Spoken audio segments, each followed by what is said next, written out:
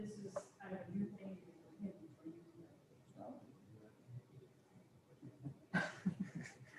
Southwest. How to get away. Is everybody in? Just Gilbert's taking a seat. Okay, we are ready.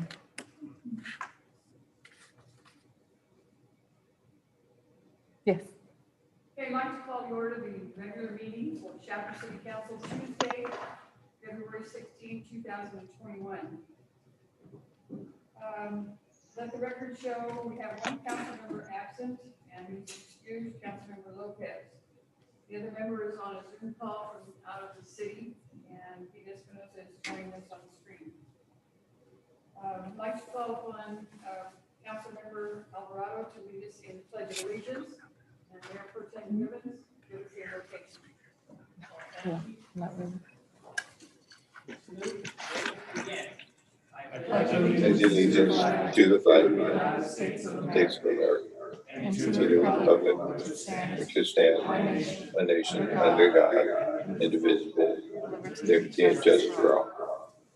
Let's bow our heads. Heavenly Father, I thank you for allowing us to be here in this place, having the opportunity to be live. I'm thankful for that. I'm thankful for the community around us. The young ladies here who have worked diligently for the Distinguished Young Women's Awards and the time that they spent, Lord. I just pray blessings on them and their continued education, on their family, Lord, on the community around us. Give us wisdom and guidance and decisions that we will make tonight, and let your word come forth in all things. Thank you and amen. This item is the approval of agenda. Any changes? All right. Make a motion to approve as read. Second. Okay, we have a motion and a second to approve the agenda as printed. Roll call. Councilmember Alvarado, Yes. Givens, Yes. and Prout. Yes. And I'm sorry, Councilmember Espinoza. Yes. Thank you.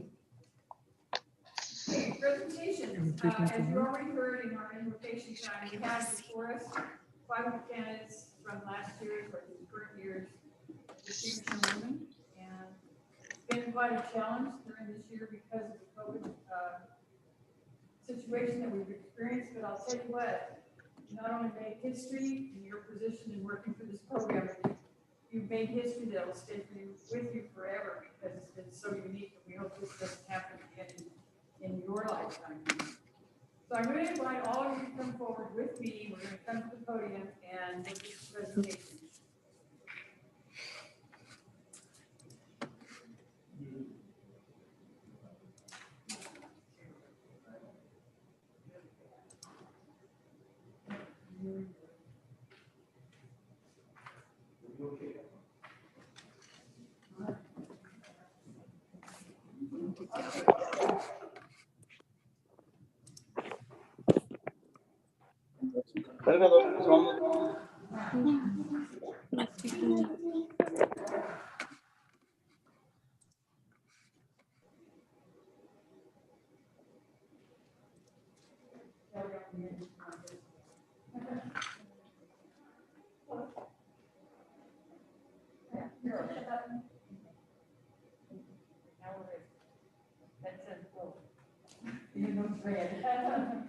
Okay, I'm going to start with Kathy Garcia. Very good.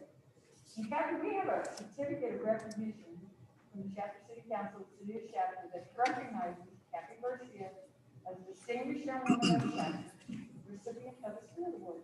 So, congratulations, Steve. Yeah.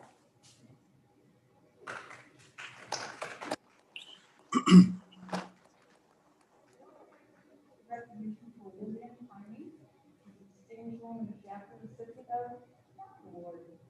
Congratulations.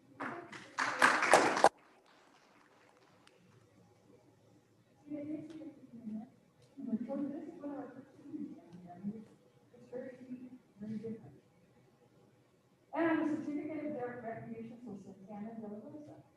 And you're the distinguished young woman of Shafter for the second alternate.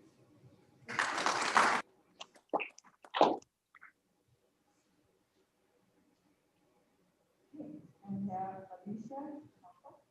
Yeah, she's our distinguished woman after first Alderman and recipient of the self-expression.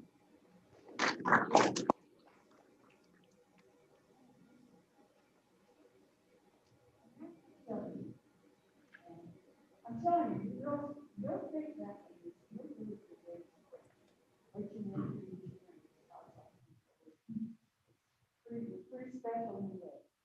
You want to do this, absolutely excellent program. So, for Shelby Thomas, the 2020 Distinguished Young Woman Chapter. And whereas the Distinguished Young Women Program, formerly this program, provides young women who have distinguished themselves at school and in their community the opportunity to compete for college scholarships at a local, regional, state, and national level. And whereas Shelby Thomas was selected as the 2020 Distinguished Young Woman Chapter and earned special awards for fitness, scholarship, and voting as the best self-assessment at the recent state competition. And whereas the Chapter City Council takes pride in the accomplishments of young people and encourages others to establish and pursue their dreams and desires to take special tribute to Ms. Ramos for her success and an example that she has set for the willingness to try. Now therefore be resolved that the City Council City Chapter hereby encourages all citizens of the chapter to join together to congratulate and extend a special tribute to Shelby Ramos during her reign of the Distinguished Young Woman Chapter program, passed and adopted Tuesday, February 2021. Isn't that exciting? Congratulations.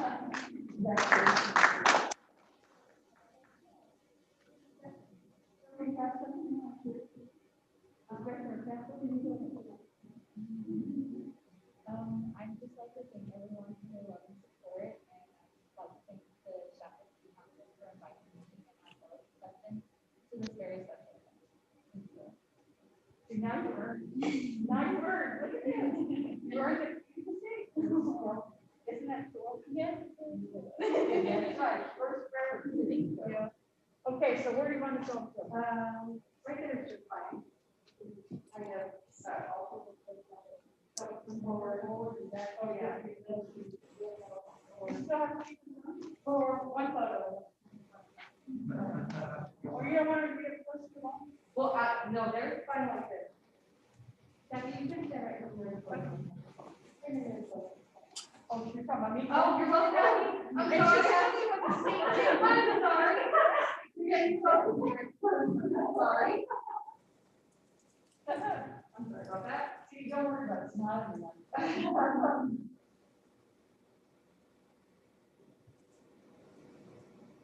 And then you can do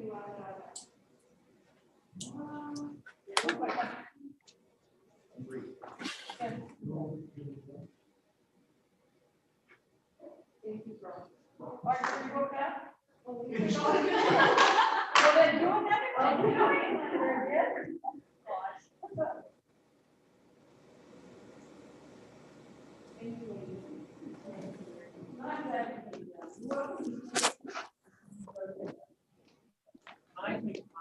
Oh.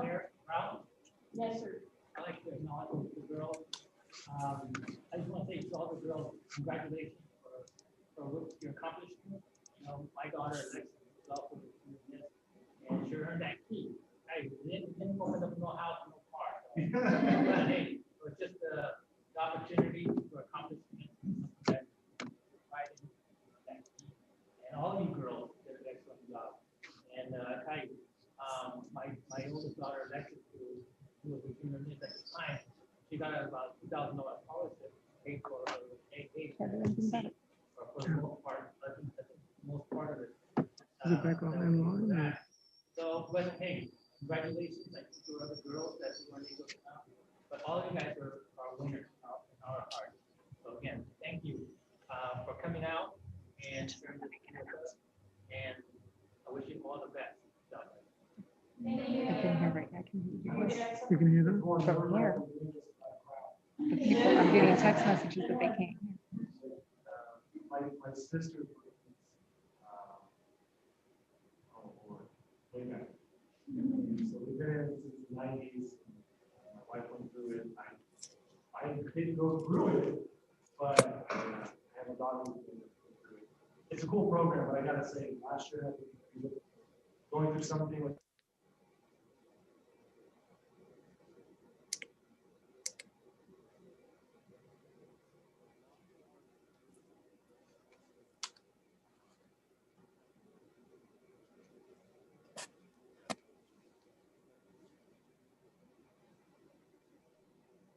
year, correct? Yes.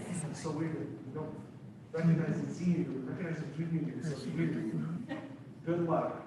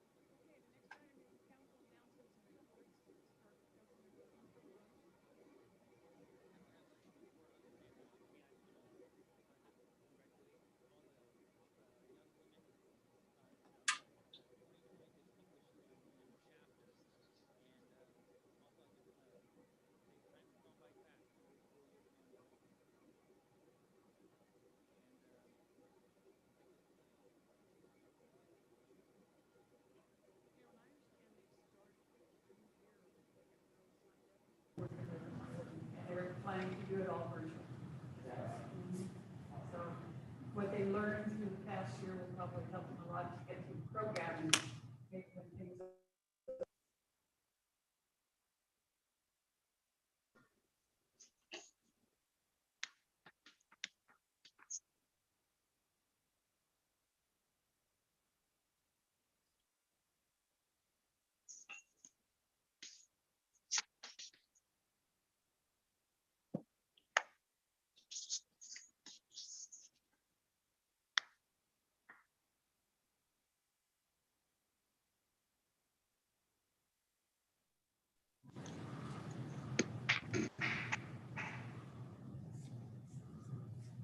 Pete, Yes, go ahead.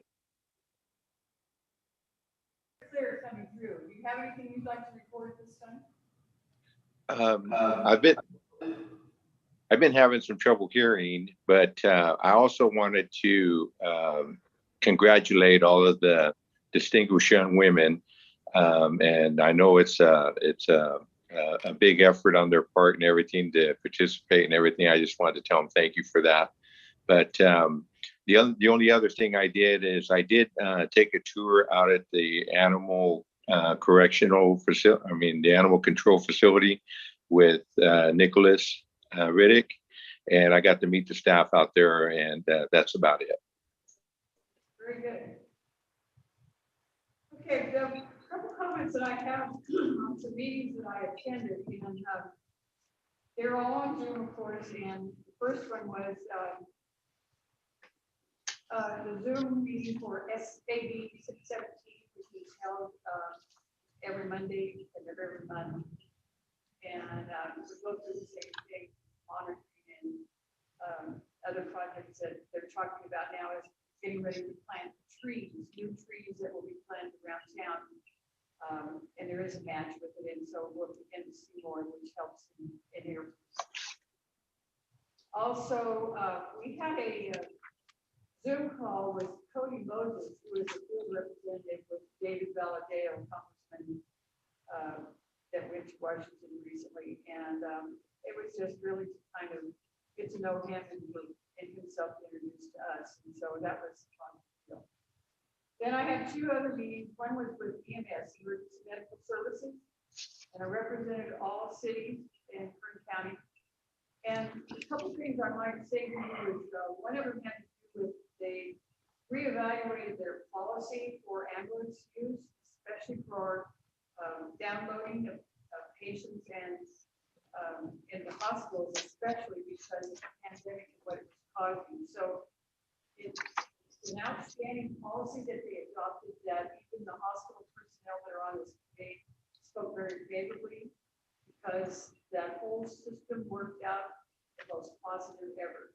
Even though Hall Ambulance had some outside help for a few days back early on, and this took over everything and it really worked and it kept everything running smooth. And so there was nice remarks about that. Also, they announced and recognized Hall Ambulance that celebrating 50 years of service in Kern County, and the fact that, you know, he was always very well received, and as he expanded to the cities, even with Shasta joining in a few years back, it's been very favorable and good service, and just pretty bittersweet that they were able to have 50 years to celebrate, and unfortunately he wasn't there to recognize, but his wife has taken over and Yvonne is doing very well. Also, the chair of the EMS, who is Mike Magnert, he really commended the public health department for all of their excellent work that they've done with public health to help everyone to be as efficient as well prepared in dealing with this COVID deal. And then, of course, announce the fact that Matt Constantine, who we have appreciated for so long too, is their leader, turn over the reign to Rand Callaghan. And so that's another positive thing that's happening in the health department.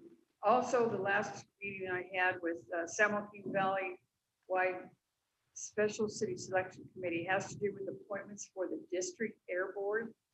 They usually meet about once a year because of committees or people representing different areas need to be replaced. And so we did have the honor of replacing a city rep from Clovis, who is Mayor Drew Bessinger, and he's going to redo another 3-year term. And then also an appointment from a small city rep, which is from Merced County, or the city of Los Banos, who is Deborah Lewis. And they need to have, of all the cities represented, there had to be 30 people at least in attendance, and I think they had 34 or 5. So it was a good turnout on that one.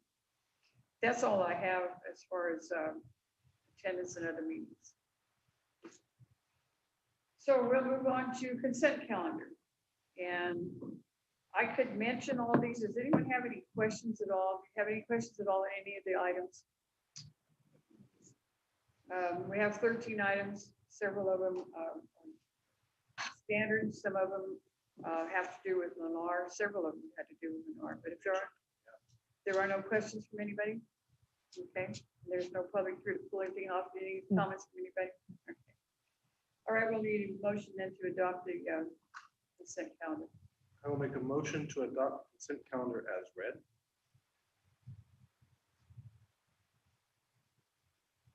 I'll second.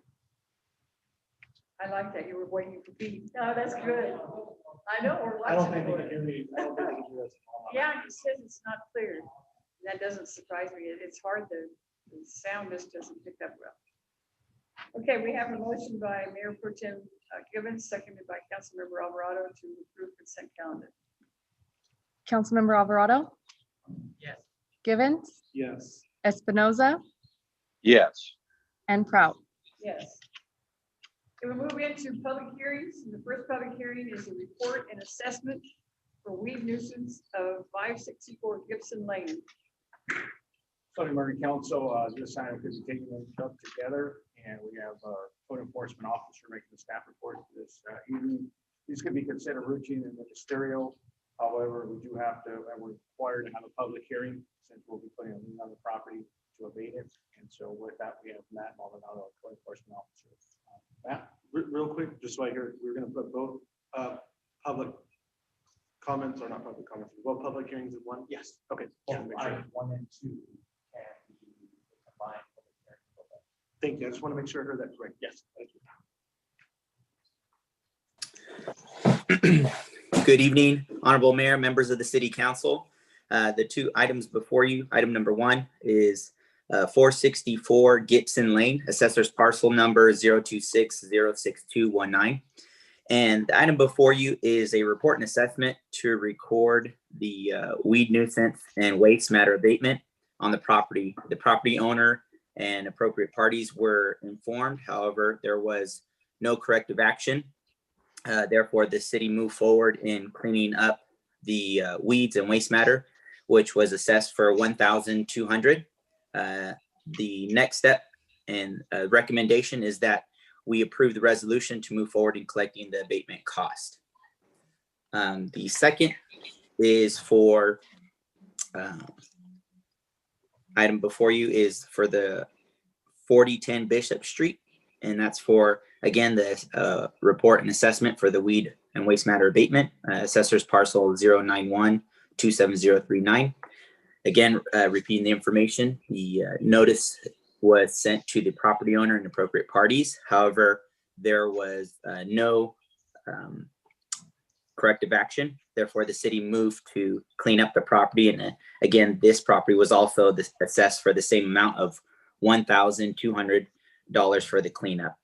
Again, my recommendation is that we adopt the resolution and to move forward in collecting our abatement costs. At this time, if you have any questions or concerns, I'm here to help out and answer them.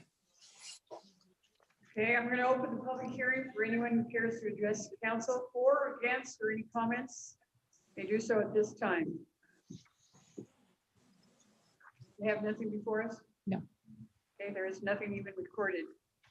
So I will close the public hearing and ask council if there are no questions, that we have a motion to adopt resolution number 2778 in regards to 464 Gibson Lane, and adopt resolution number 2779 for 4010 Bishop Street. Make a motion to approve. I'll second. Oh, Pete, you're good. You heard that. He's on a 1 second delay. Yeah. I got one question. What do we do? I mean, if they're not responding to these complaints, how do we, what's the next step then? Very good question. So what happens is we send out an initial weed nuisance stating, hey, your property has weeds on it. It is a nuisance. We are instructing you to clean up the property. After they don't do anything, then you guys, the city council adopts pretty much that it is a public nuisance, and then the city moves forward in cleaning up the property. And then after we clean up the property, then there is the process that we're going through right now. We report to you how much it costs. And then what happens after that is we put a lien on the property. And then during the taxes of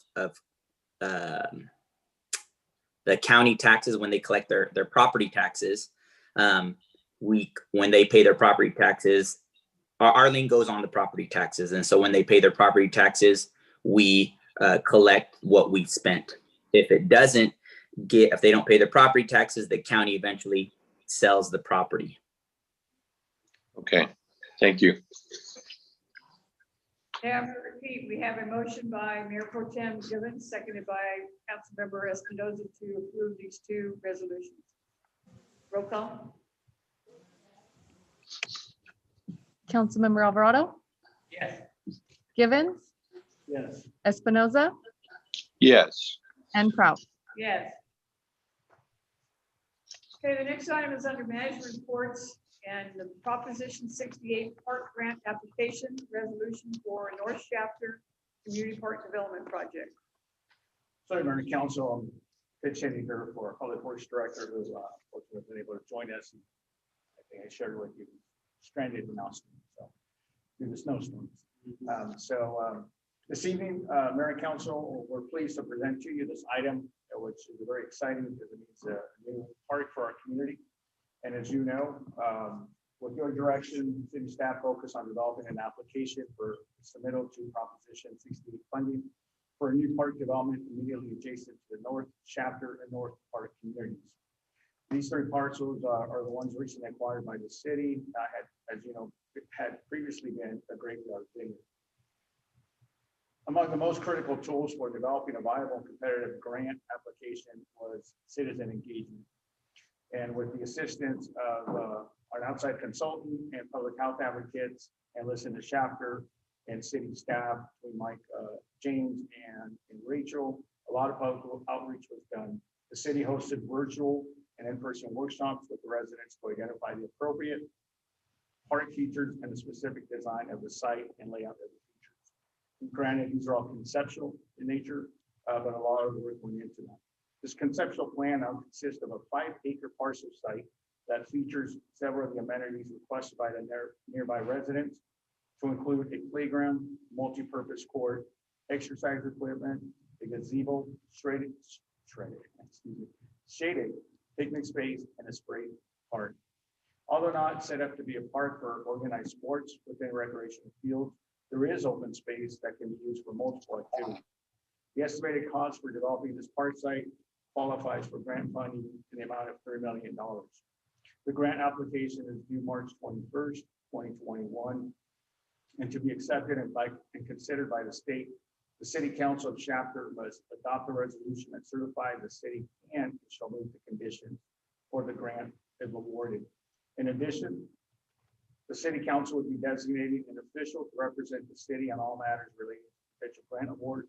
And so this evening, for city council consideration and staff recommendation, is approval of resolution number 2780 as prepared and attached with the staff report. Includes the staff report, Mayor and Council. Thank you. Anyone on council have further questions on this application process? Pete, did you have anything?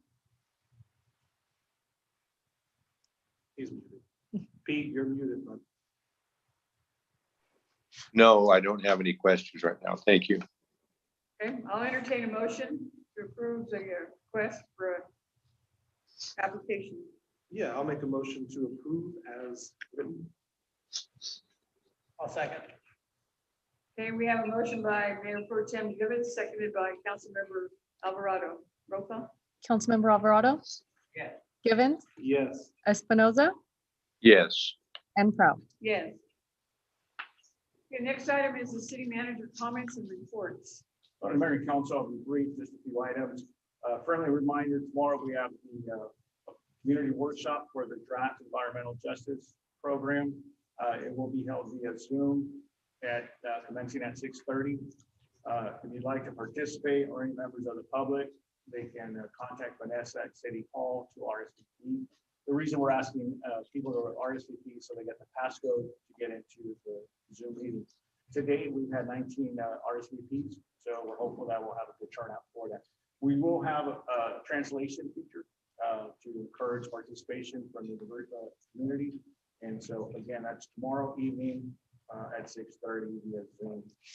And then friendly reminder, council, that March 2nd, we do have a study session at 4 p.m. that will be in person here in the Vets Hall to give you a briefing on SB 1383 and 8617. And then also too, a friendly reminder that Friday, March 12th, 3 to 7 will be the council strategic visioning workshop. With regards to the, just a quick update on COVID and vaccine, we continue to be in the purple tier. Vaccines continue throughout Kern County. The schedule remains the same. Testing all in phase 1A, tiers 1, 2, and 3, and anyone over 65 years and older. In the morning call with public health this morning with the city managers group and EOC, The county is experiencing a shortage, well, not a shortage, but they're not receiving as many vaccines as they anticipate. It's no fault of the county, but they are still moving forward with establishing vaccine sites in the communities of Arvin and Wasco. We are reaching out to the county, still seeing if there's an opportunity for Shafter to also be a vaccine site in the future. But those are the two outlining cities they're looking to start for the time being. What were they cities? Wasco and Arvin. Yes. Now, just to confirm, we do have one clinic in town who's doing vaccines, right? I believe so, yes, because I think they're also doing Delano.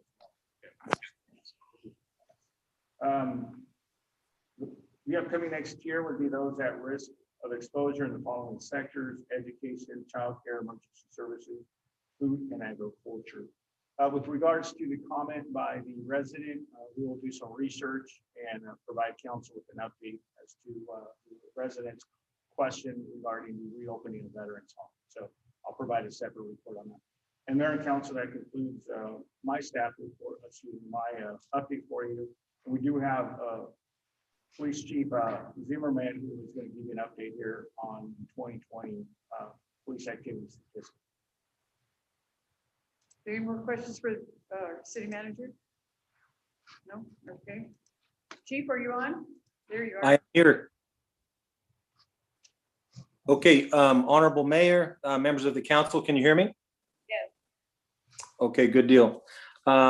Today or tonight, we're going to be talking about very briefly about the Shafter Police Department 2020 end of year report. I've put together a couple of slides so that we don't have to go over the entire report. So it's kind of a thumbnail sketch of what I think is important. Next slide.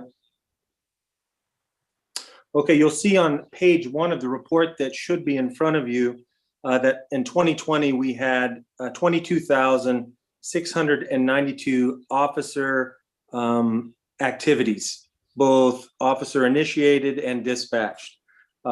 It's important to note, in my view, that you'll see that top line there represents our officers' activity throughout the year, and except for 2 instances, it was the highest number of incidents that we've had in the last 5 years. Those other lines represent the last 5 years, both the upper and lower. So you'll see that your officers were very busy in 2020 in spite of all of the challenges that came our way. In fact, in 2019 and 2018, the numbers that you see before you represent about a 20% increase. So I'm pretty proud of our officers in that way. Next slide. This second slide, if you go to page 2 on your report, it really talks about quality of life issues, both thefts and traffic. Traffic is frustrating for everybody, but thefts, that's something that hits home and it's personal. You'll notice that the green line signifies what we did in 2020. And in most instances, the green line was below the average level, except for in November. And we'll talk more about that in a little while. Next slide. If you go to page 4 on your document, this is the Department of Justice Uniform Crime and Reporting numbers. What I thought was important to note here, and we'll talk more about the spike in crime later, but in spite of the year that we had, these are the lowest uniform crime and reporting numbers that we've had since 2002, which I think is fairly significant given how active our officers were. The use of these numbers were originally meant to be a barometer to gauge the health of the community safety, at least annually.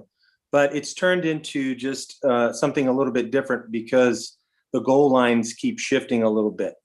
Next slide. I wanted to throw this slide in there because I thought it was important to really emphasize the reality of the great work being done by the men and women at the police department. I took these numbers from the district attorney's office numbers that they had up. And according to the district attorney's office, Kern County since 2016 have had, you'll see, 465 homicides and Shafter is, by comparison, had 0. And that is something that I think we can all be proud of. Everybody sitting in that room on this council and previous councils contributed greatly to that by supporting your police officers in every way that you could. I'm super proud of that fact. Next slide. Now, I wanted to talk about some emerging issues that I think we're all aware of. We've had a pretty good spike in vehicle thefts, both in the fourth quarter and the fourth quarter of 2020 and this first quarter in 2021. Now, I can tell you that the outliers here are what we're already aware of. We know that at the state level, they made the decision to release thousands and thousands of state inmates into our communities, because of COVID. But we've got that going on. We've seen a real spike in the last quarter in vehicle thefts and thefts in general, kind of driving our numbers up. Like in the fourth quarter of 2020, we had somewhere in the neighborhood of 28 vehicle thefts. And we've had at least that many in the first quarter already. So we're encouraging folks in and around Shafter to make sure that you park in your garage or in well-lit areas. If you have cameras or don't have cameras, I can recommend that you get some.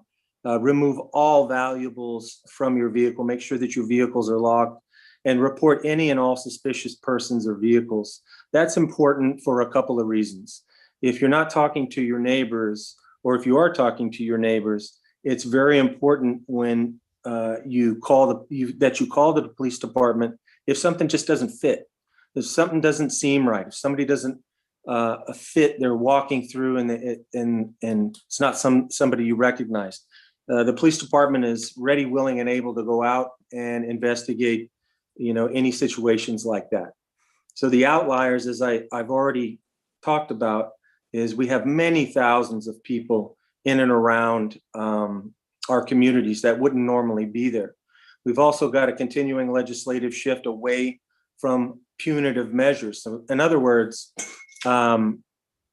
these folks that we are arresting aren't likely to be in jail for any significant time through no fault of jail, or it's just the way the law is currently. And we have a continuing legislative shift toward a limited policing model. And that really encapsulates everything that I've talked about already. So you might ask, and the community has asked, what are you doing? Well, I can assure you that our officers are being very proactive. By way of example, in January alone, we had just about 180 arrests, which is all by itself impressive. But of the 180 arrests, about 75% of those arrests were officer-initiated activities. So that means that they witnessed something and they took action. So I think we can be proud of that as well. And really that trend is continuing in the first half of February. We've already got 85 arrests, and a full 70% of those are officer-initiated activities. So we're out and we're in it. We've got unmarked vehicles going out looking for folks that are out doing things that they shouldn't do at night. We have countless ongoing investigations that we're facilitating, and we've got dedicated patrol that is pointed directly at this.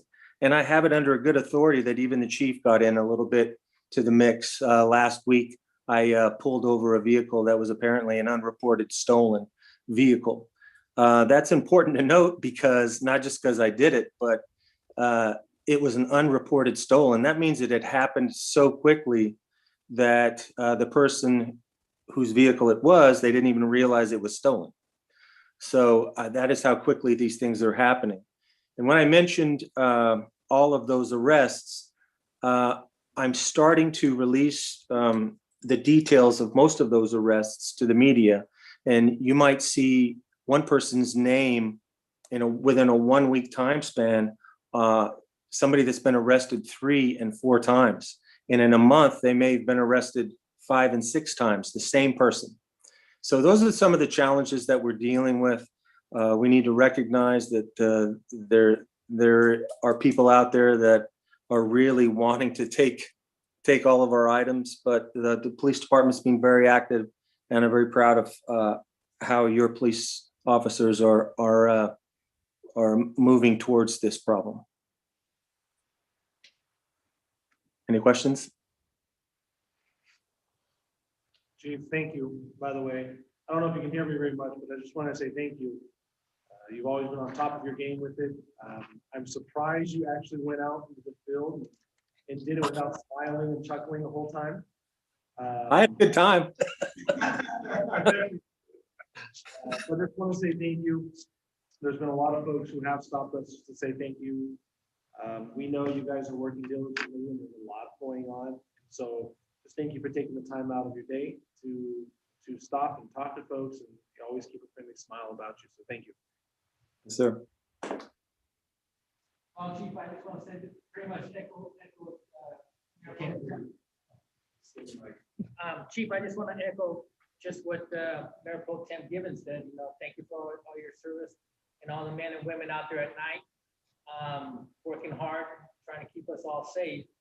And I'm a firm believer, if you don't have the tools that you need, it's hard to do a job. So with that said, just, I know we always use more. And sometimes, there's possibilities that we could do more as a council for our community and public safety. So with that said, also, if there's something that you may think you might need, just let the city manager know and he'll bring it to us and we'll go from there.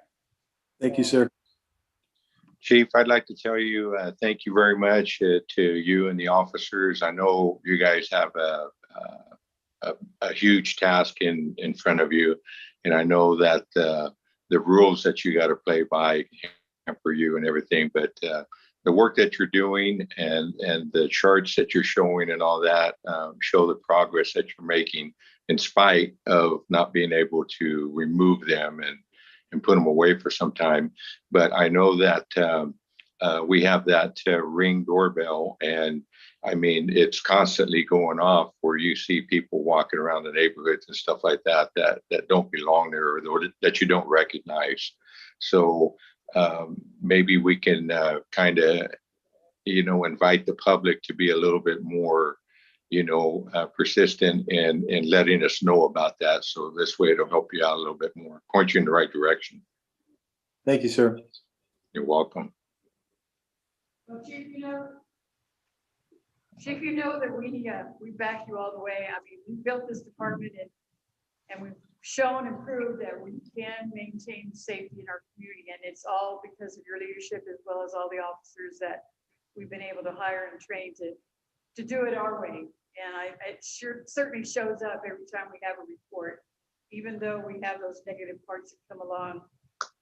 We're ahead of it, and I appreciate that, and you know that too. So, and I do see you out on the street, and I see you as well as the officers that they may be running into some pretty negative stuff, but they've always got a smile on, and that says a lot for them and their job and representing our city. So, tell you thank you to all of them. Thank you, Madam Mayor. Yes, sir. That concludes all the department heads. Okay. That concludes all the department head reports. I got to get you. Thank you. Okay, that concludes the major part of our agenda, and we are asking for a recess. We have closed session. We have 3 items on it. One is a threat to public services that has to do with the ransomware impacts to public facilities and services. The second one is a conference with real property negotiators. And the third one is also a conference with legal counsel for existing litigation. You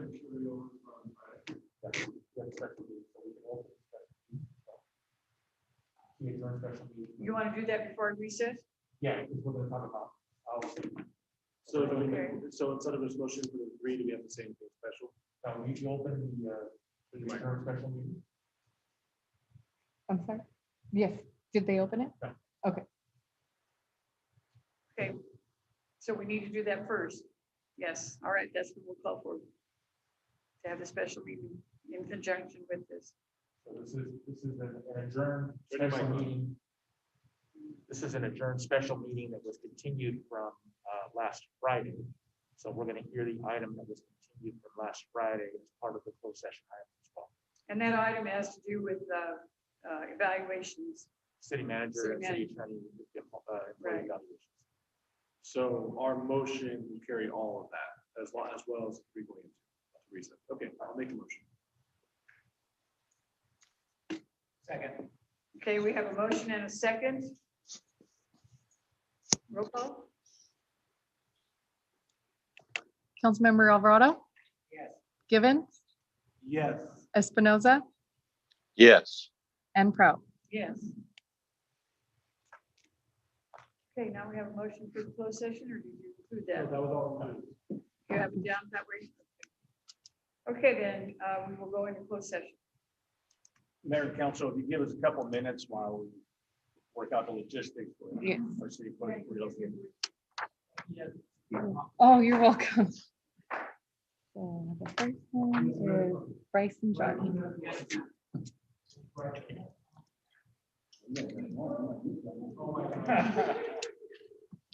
Replace this. Okay. Right, not right now. No. Right. That's the only thing that's different. Okay. And Scott.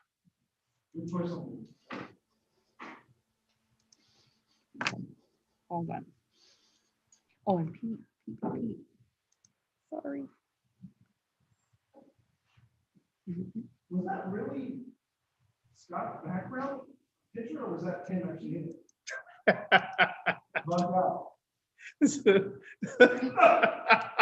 was bugged out, man. Can you go back to that? Do you really want to?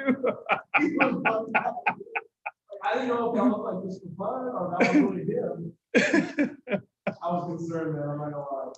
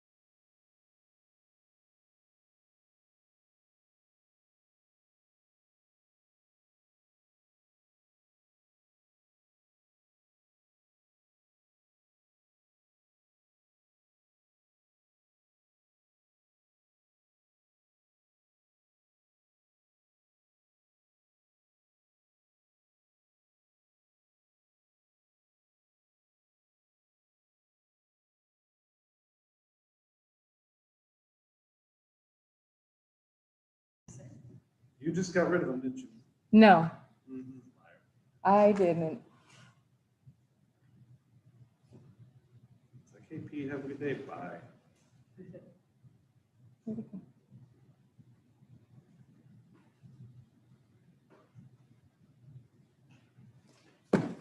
Oopsie.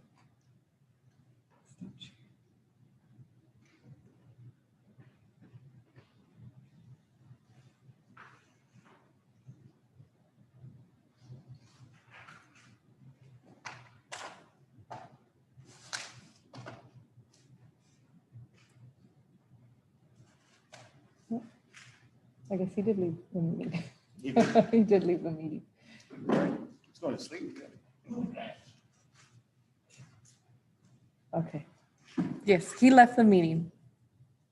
He did leave the He said meeting. bye. But we are on, we're back on. Okay. We're back in session and I'll call upon Marco to give us a report. Thank you, Mayor. Earlier tonight, the city council recessed into closed session. The items are listed for the regular meeting, are listed on page 3 of the regular meeting agenda. City council also reconvened the continuance of its special meeting from last Friday, February the 12th. And there was one item continued from that agenda. That item was public employee performance evaluation related to the city manager and the city attorney. City council reviewed the procedures for their proposed evaluations, and we have no reportable action. With respect to the regular meeting, there were 3 items on that agenda. There was a threat to public services concerning the ransomware impacts to public facilities and service. There was conference with real property negotiators concerning the assessor parcel numbers listed on the agenda. With respect to that item, there is no reportable action. We also had comments with legal counsel concerning the case of California Department of Tax and Fee Administration petitions of the cities of Alameda et al., the Williams-Sonoma tax case that involves the city of Shafter. We have no reportable action on that.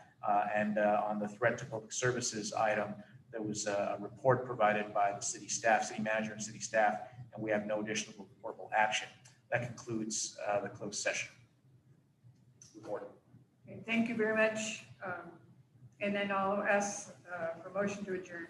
I will make a motion to adjourn Oh, of both meetings, both the reconvene meeting and tonight's regular scheduled meeting. Okay, we have a motion and a second. All in favor, say aye. Aye. Opposed, no. We are adjourned at 3:00.